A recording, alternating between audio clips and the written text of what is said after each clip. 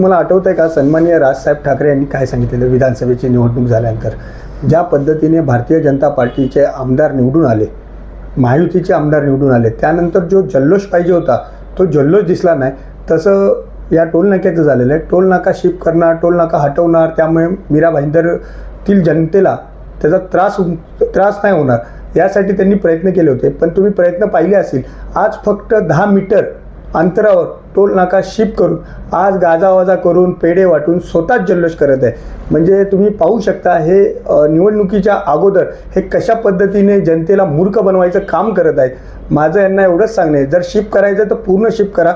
उगाच काहीतरी आपलं गाजावाजा करायचा, मीरा भाईंदरतील जनतेला मूर्ख बनवायचं हे आता बस झालं.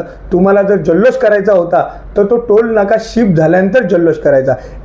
यांनी शिवसेनेने ज्या पद्धतीने मीरा भाईंदरची जनतेला मूर्ख बनवण्याचं काम केलेलं आहे ते खूप निंदनीय आहे. हा युगो आहे.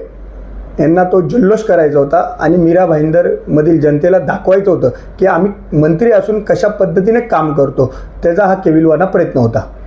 तुम्ही सर्व पत्रकार बांधव आज न्यूज कव्हर करत होता सकाळी 11 वाजल्यापासून.